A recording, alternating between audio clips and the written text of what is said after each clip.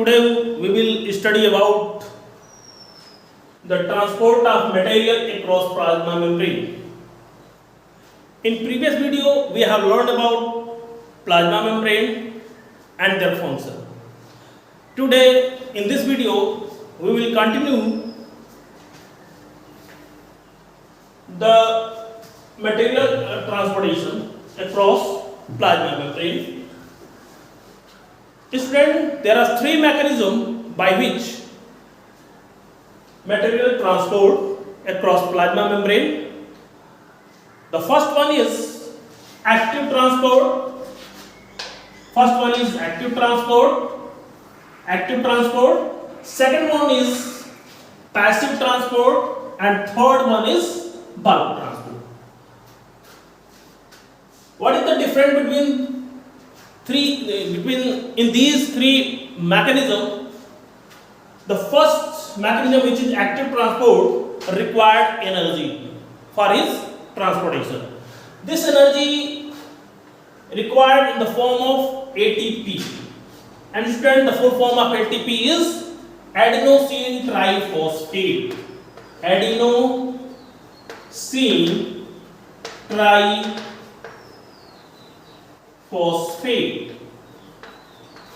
This is the energy currency. More about, we will discuss about ATP in class 10th. And in passive transport, not energy required. Not energy required.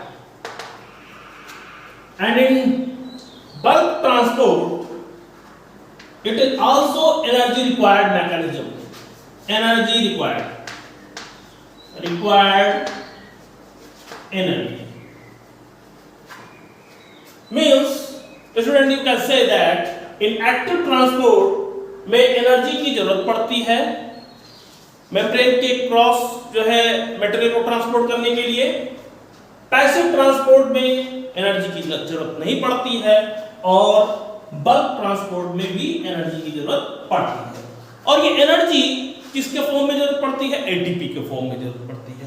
अब थोड़ा सा हम इन तीनों के बारे में detail थोड़ी सी स्टडी करेंगे कि कैसे जो है तीनों में कौन सा ट्रांसपोर्ट किस तरीके से होता है. तो पहली चीज हम एक्टिव ट्रांसपोर्ट के बारे में स्टडी करेंगे. What is active transport? First, active transport. Active transport student, as you know student, I have already told about you that in active transport energy is required. The first necessity is energy is required. And another difference is that active transport is that mechanism which is done against the concentration gradient.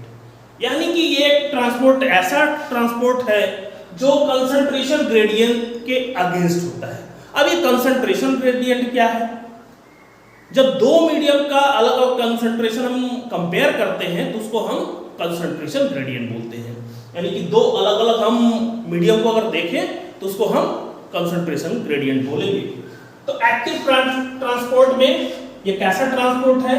It is against concentration gradient. Concentration gradient,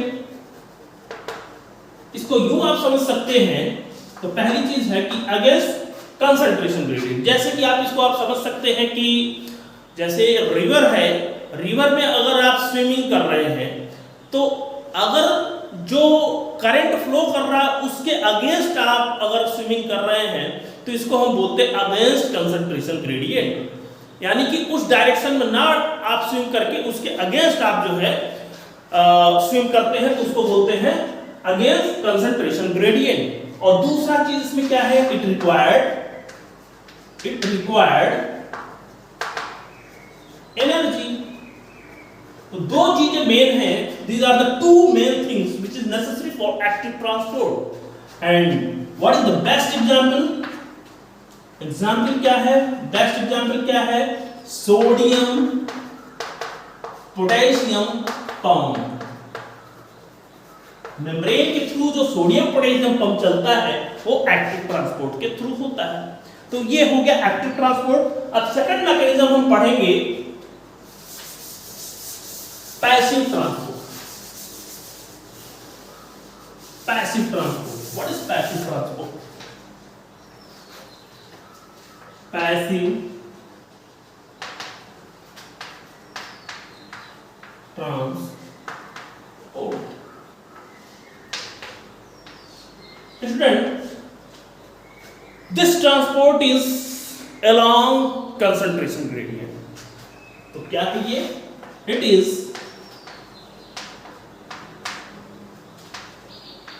along concentration gradient। फिर से वैसे आप समझ लेंगे कि कैसे along concentration gradient क्या है। जब आप रिवर में स्विम कर रहे हैं तो जिधर की तरफ करंट फ्लो कर रहा है, अगर उधर की तरफ आप फ्लो करेंगे कोई एनर्जी की जरूरत नहीं पड़ेगी, आप अपने आप उसी में बहते चले जाओगे। तो इसी तरीके से जब along concentration gradient होता है तो ये होता है पैसिव ट्रांसपोर्ट। और इसमें it does not require energy, इसमें एनर्जी की जरूरत नहीं पड़ती है, अपने आप हो जाता है। ठीक है। और बेस्ट एग्जांपल इसका अगर हम बोले तो पैसिव को अगर हम देखें तो ये कई टाइप का पैसिव ट्रांसपोर्ट होता है। एक्टिव ट्रांसपोर्ट में एक चीज और बताना था कि एक्टिव ट्रांसपोर्ट में एक चैनल भी बनता है, चैनल के थ्रू जाता रहता है, उसमें एनर्जी, यानी कि उसमें एक्टिव ट्रांसपोर्ट में एक और डिफरेंस थोड़ा सा याद कर लीजिएगा। एक्टिव ट्रांसपोर्ट में कैरियर का भी फॉर्म, कैरियर प्रोटीन भी होते हैं, कैरियर प्रोटीन के थ्रू जो है मेम्ब्रेन को क्रॉस किया जाता है। जबकि इसमें किस तरीके से होता है, इसमें जो है पैसिव ट्रांसपोर्ट जो है कितने तरीके से होता है पैसिव ट्रांसपोर्ट। तो पैसिव ट्रांसपोर्ट जो है कि जो मैकेनिज्म है वो 3 तरीके से होती है। पहला है डिफ्यूजन के थ्रू, डिफ्यूजन पहली मैकेनिज्म है एक्टिव पैसिव ट्रांसपोर्ट की, डिफ्यूजन। दूसरी मैकेनिज्म है फैसिलेटेड डिफ्यूजन, फैसिलेटेड डिफ्यूजन। और थर्ड है ऑस्मोसिस। यानी कि जो पैसिव ट्रांसपोर्ट है वो 3 तरीके से होता है। डिफ्यूजन के थ्रू होता है, फैसिलेटेड डिफ्यूजन के थ्रू होता है और ऑस्मोसिस के थ्रू होता है। अब डिफ्यूजन क्या है? What is diffusion? डिफ्यूजन क्या है सभी जानते हो, प्रीवियस क्लासेस में आप पढ़ चुके हैं that diffusion means movement of molecule from higher concentration to lower concentration। यानी कि किसी भी मॉलिक्यूल का जो मूवमेंट होता है वो हायर कंसंट्रेशन से लोअर कंसंट्रेशन की तरफ हो तो उसको हम डिफ्यूजन कहते हैं। And the best example of scent, जो सेंट होता है स्टूडेंट, अगर हम एक कमरे में अगर हम सेंट की बोतल को खोल दें तो वो पूरा कमरा जो है महकने लगता है। Fragrance of scent is the best example. तो पूरा कमरा महकने लगता है। एक और एग्जांपल आप देख सकते हो डिफ्यूजन की, अगर हम घरों में यूज करते हैं नील, जो पानी में डालते हैं, उसकी 2-4 बूंदे अगर हम वाटर में डाल दें तो वो पूरे के पूरे वाटर में वो यूनिफॉर्मली डिस्ट्रीब्यूट हो जाता है। तो यानी कि अगर मॉलिक्यूल पूरे मतलब हायर कंसंट्रेशन का मॉलिक्यूल लोअर कंसंट्रेशन में यूनिफॉर्मली अगर डिस्ट्रीब्यूट हो जाए तो उसको हम बोलते हैं डिफ्यूजन। यानी कि ये डिफ्यूजन जो है मोस्टली जो है गैसेस में देखा जाता है, लिक्विड में भी देखा जाएगा और सॉलिड में भी। तो जो डिफ्यूजन की जो प्रोसेस होती है वो सबसे ज्यादा किसमें होती है? गैस में। देन उसके बाद लिक्विड में, ठीक है, और देन उसके बाद सॉलिड में, सॉलिड में गैस में सबसे ज्यादा, उसके बाद लिक्विड में, उसके बाद सॉलिड में। Gas is greater than liquid, liquid is greater than solid. तो यानी कि ये अरेंज होता है कि सबसे ज्यादा डिफ्यूजन किस में होता है। तो ये हो गया डिफ्यूजन। और डिफ्यूजन जो है किसके लिए हेल्पफुल है, किसमें होता है डिफ्यूजन? तो इसके थ्रू जो है स्मॉलर मॉलिक्यूल्स का डिफ्यूजन होता है, जैसे गैसेस का डिफ्यूजन, गैसेस का डिफ्यूजन ऑफ गैसेस। एग्जाम्पल के तौर पे आप लिख सकते हैं CO2 का डिफ्यूजन, O2 का डिफ्यूजन। ये दो डिफ्यूजन आप पढ़ सकते हैं। डिफ्यूजन, अगर इसका सिग्निफिकेंस देखें तो रेस्पिरेशन में डिफ्यूजन के थ्रू गैसेस CO2 अंदर आती है, O2 अंदर आती है और CO2 बाहर जाता है।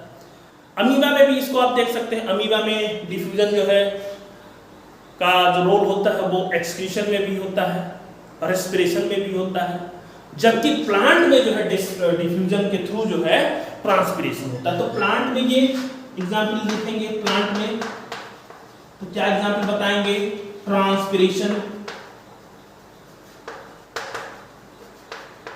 ठीक है, तो ये जो हो गया डिफ्यूजन की डिफिनेशन हो गई। यानी कि डिफ्यूजन की डिफिनेशन क्या बताओगे कि movement of solute from higher concentration to lower concentration is called as diffusion. और उसके सिग्निफिकेंस को भी मैंने बताया। अब ये पहला हो गया डिफ्यूजन। दूसरा हमने बताया था फैसिलेटेड डिफ्यूजन। फैसिलेटेड डिफ्यूजन वो कैसा होता है? फैसिलेटेड डिफ्यूजन, तो फैसिलेटेड नेम से ही क्लियर है स्टूडेंट। फैसिलेटेड डिफ्यूजन जो होता है ये किसी के थ्रू जो होता है डिफ्यूजन, किसी के हेल्प के थ्रू होता है। तो ये हेल्प कौन करता है? इसमें जो हेल्प जो होता है ट्रांसपोर्टर करते हैं। ट्रांसपोर्टर यानी कि ट्रांसपोर्टर कौन से होते हैं? प्रोटीन होते हैं। वो प्रोटीन के थ्रू जो है ये ट्रांसपोर्ट होता रहता है। तो ये फैसिलेटेड डिफ्यूजन जो होता है इसके तीन एग्जाम्पल है फैसिलेटेड डिफ्यूजन के। फैसिलेटेड डिफ्यूजन के तीन एग्जाम्पल हैं। पहला है यूनिपोर्ट, यूनिपोर्ट। दूसरा है सिमपोर्ट और थर्ड है एंटीपोर्ट, एंटीपोर्ट। अब तीनों में डिफरेंस क्या है? तो यहां पे हम थोड़ा सा डायग्राम के थ्रू समझ लें कि ये प्लाज्मा मेम्ब्रेन है। तो यूनिपोर्ट का मतलब होता है कि ये प्लाज्मा मेम्ब्रेन की डबल लेयर है और यहां पे ये हम एक ट्रांसपोर्टर प्रोटीन बना देंगे। ये सारे ट्रांसपोर्टर प्रोटीन होते हैं, यूनिप्रोटीन होता है, सिमपोर्ट और एंटीपोर्ट। तो अगर हमको किसी चीज को ट्रांसफर कराना है इसके थ्रू तो यूनिपोर्ट में सिर्फ सिंगल जाएगा। सिमपोर्ट में क्या होता है और तीनों का हम एग्जाम्पल बताते हैं। सिमपोर्ट में क्या होता है कि दो चीजें साथ में जाती हैं एक क्रॉस द प्लाज्मा मेम्ब्रेन, और एंटीपोर्ट में एक इधर जाएगा और एक इधर आएगा। यानी ए इधर गया और बी इधर आया और इसमें क्या है ए और बी दोनों गए और उसमें ए। इस तरीके से आप समझोगे। तो यूनिपोर्ट का एग्जाम्पल जो होता है आप लिख लेंगे, यूनिपोर्ट का एग्जाम्पल लिख लेंगे। नोट्स में मैंने नहीं लिखा है तो यहां पे एग्जाम्पल आप लिख लेंगे यूनिपोर्ट का। ग्लूकोज का ट्रांसपोर्ट, ग्लूकोज का ट्रांसपोर्ट एक क्रॉस किसके थ्रू, मतलब जो ब्लड में ग्लूकोज का ट्रांसपोर्ट होता है वो किसके थ्रू होता है? यूनिपोर्ट के थ्रू होता है। इसका एग्जाम्पल लिखेंगे। सिमपोर्ट का एग्जाम्पल हो गया सोडियम आयन और कैल्शियम आयन का ट्रांसपोर्ट हो गया।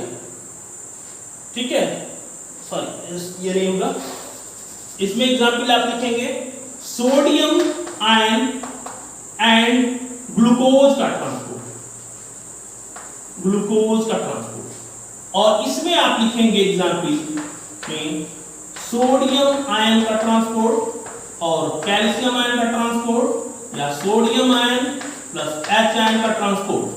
तो ये 3 एग्जाम्पल हो गए। हालांकि इसको हम हायर क्लासेस में भी पढ़ेंगे। ये थोड़ा सा मैंने आपको ब्रीफ अकाउंट में बताया आपको कि फैसिलिटेड डिफ्यूजन में भी एनर्जी की जरूरत नहीं पड़ती है। ये किसके थ्रू होता है? ट्रांसपोर्टर प्रोटीन के थ्रू होता है। और ट्रांसपोर्टर प्रोटीन 3 टाइप के होते हैं, यूनिपोर्ट, सिम्पोर्ट, एंटीपोर्ट। यूनिपोर्ट में सिर्फ एक मॉलिक्यूल, एक केवल मॉलिक्यूल जाता है, इसका एग्जांपल मैंने बताया ग्लूकोज मेम्ब्रेन के थ्रू। सिम्पोर्ट में 2 जाती हैं across the plasma membrane, sodium और ग्लूकोज जा सकता है साथ साथ में।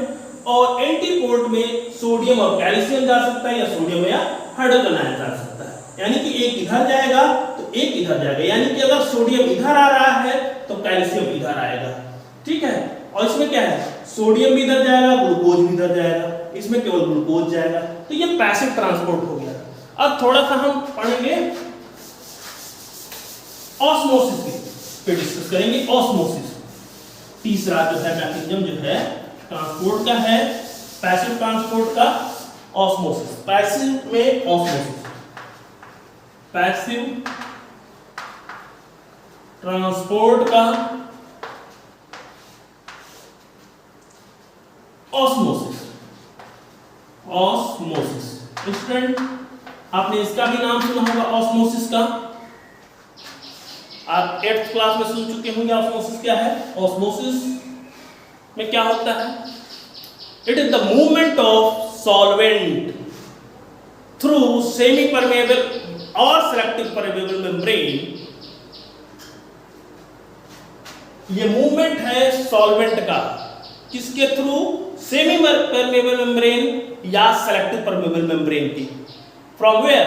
From higher concentration of solvent to lower concentration of solvent. यानी कि higher concentration of water molecule का lower concentration of water molecule से। यहां पे आप स्टूडेंट कंफ्यूज करोगे कि हमने बोला कि हायर कंसंट्रेशन ऑफ सॉल्वेंट, तो यहां पे यानी कहने का मतलब अगर इसको आप इस तरीके से भी बोल सकते हो कि it is the movement of solute from lower concentration to higher concentration.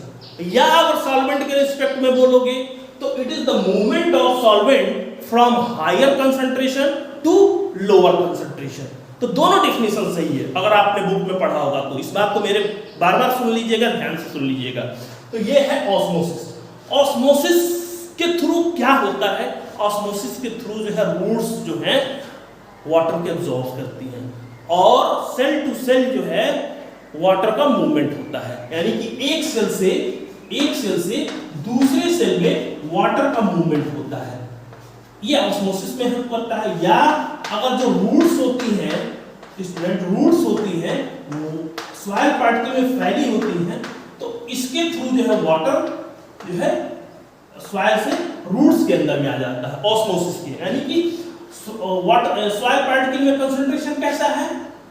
Soil particle में कंसंट्रेशन लोअर है वाटर का, यानी कि वाटर ज्यादा है। सॉल्यूशन कैसा है यहाँ का? लोअर सॉल्यूशन है, यानी कि डाइल्यूट सॉल्यूशन है। और रूट्स के अंदर जब सॉल्यूशन है सेल के अंदर वो कंसंट्रेशन कैसा? हायर है। तो यहाँ से यहाँ तक मूवमेंट हो जाएगा। तो ये ऑस्मोसिस हो गया। तो ऑस्मोसिस कितने टाइप की होती है? तो there are 2 type of osmosis. First one is endosmosis. इंडोस्मोसिस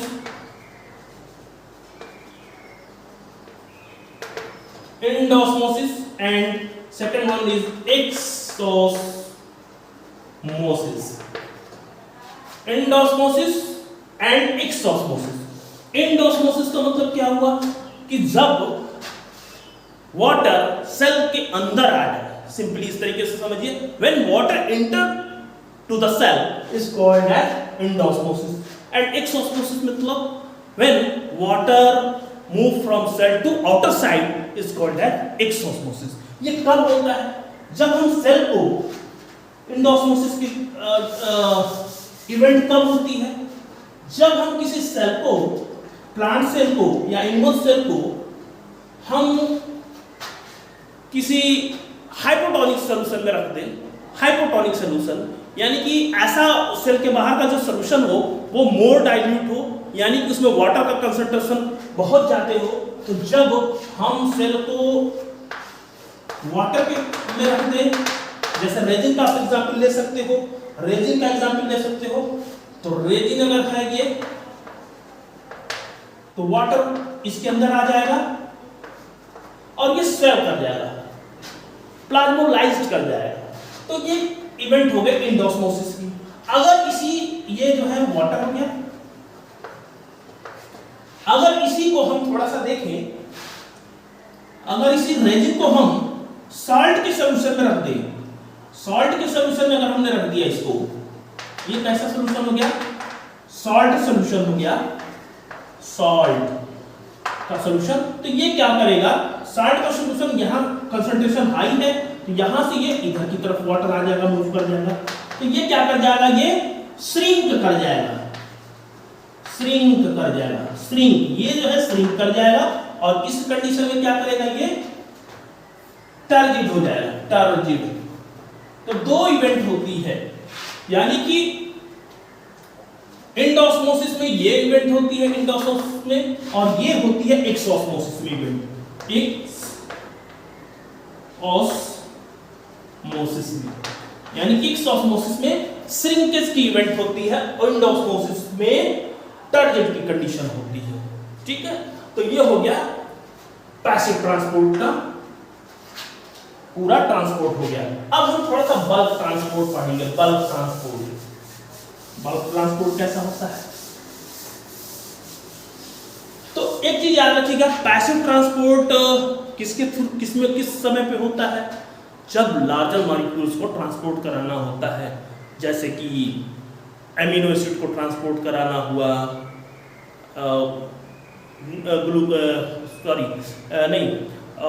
जैसे आप इसको कह सकते हो कि कोई भी मॉलिक्यूल है, जैसे आप एग्जांपल ले सकते हैं कि वाटर का ही मूवमेंट आप कराना हो गया, तो आप इसमें आप देख सकते हो जो एक्टिव ट्रांसपोर्ट था उसमें आप कह सकते हो कि लार्जर मॉलिक्यूल का ट्रांसपोर्ट कराया जाता है, जैसे कि अमीनो एसिड का हो गया, कार्बोहाइड्रेट का हो गया, उसमें हम जो है एक्टिव में कराते हैं। तो पैसिव में ये तीनों घटनाएं आपने देख ली। ठीक है, अब थोड़ा सा बल्क ट्रांसपोर्ट के बारे में डिस्कस कर लेंगे। बल्क ट्रांसपोर्ट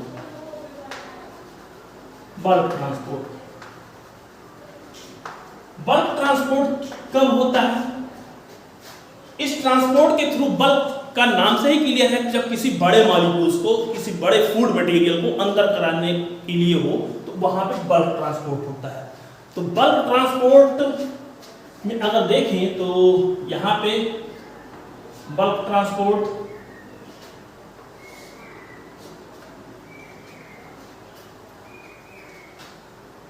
दो तरीके से हो सकता है, पिनोसाइटोसिस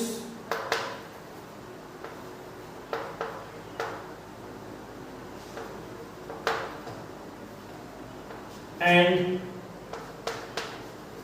फैगोसाइटोसिस।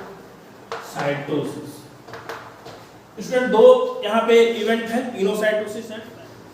थोड़ा सा इसको हम एलोबरेट करें।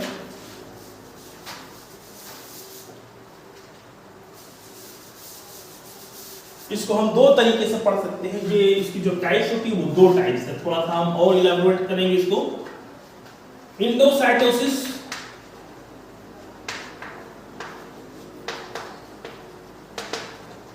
and second one is exocytosis. Endocytosis and exocytosis. Endocytosis का मतलब क्या है और एक्सोसाइटोसिस का मतलब क्या है, इसको अभी हम बता रहे हैं। पहले हम बल्क ट्रांसपोर्ट थोड़ा सा देख ले कि ये बेसिकली चलता कहाँ है।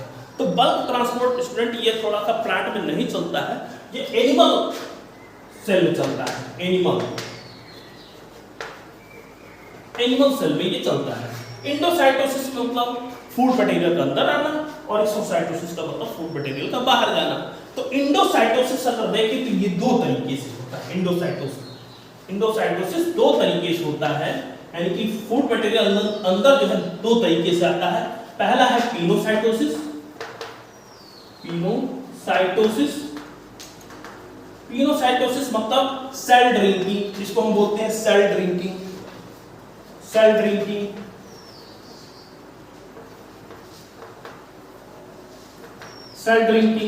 और एक है फैगोसाइटोसिस,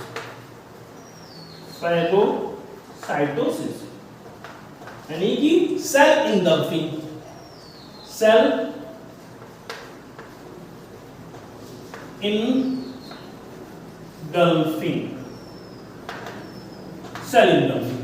और एक्सोसाइटोसिस के बारे में अभी हम डिस्कस कर रहे हैं। तो पिनोसाइटोसिस कैसे होता है, हालांकि इसका सारा डायग्राम मैं नोट्स में आपको दे दूंगा, वहां से भी आप देख लीजिएगा। तो पिनोसाइटोसिस को थोड़ा सा देख लें कि इंडोसाइटोसिस में पिनोसाइटोसिस कैसे होता है। पिनोसाइटोसिस तो जैसे कि मान लीजिए कि ये प्लाज्मा मेम्ब्रेन है और ये मटेरियल है, तो ये छोटे छोटे पिनोसाइटोसिस में मटेरियल जो होता है छोटे छोटे पार्टिकल में अंदर आ जाता है और यहाँ पे इस तरीके से पिनोसोम्स का फॉर्मेशन हो जाता है। ये मटेरियल है, ये कोई भी फूड मटेरियल, और ये पिनोसोम्स का फॉर्मेशन कर लेता है, पिनोसोम्स बन जाता है। इस जो प्लाज्मा मेम्ब्रेन इसके चारों तरफ कवरिंग कर लेती है और ये एक तरीके से ये वैक्यूल बन जाता है और पिनोसोम्स का फॉर्मेशन कर लेता है। इसी तरीके से फैगोसाइटोसिस में क्या होता है,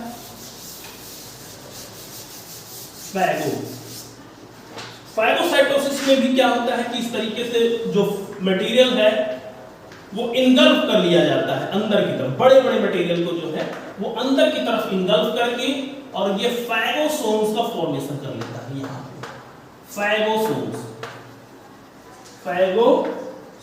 का फॉर्मेशन कर लेता है, और यहाँ पे थोड़ा ये तो हो गया हमारा इंडोसाइटोसिस।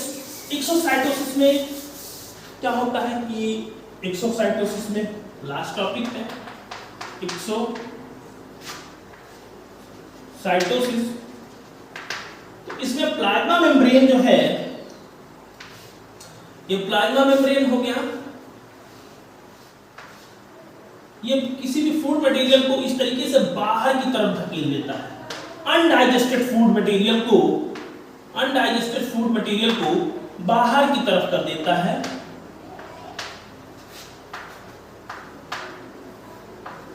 इसको बोलते हैं एक्सोसाइटोसिस वेजिकल्स, और ये बाहर की तरफ, यानी कि it is the method by which undigested food material transport. So this is all about the transport of material across plasma membrane.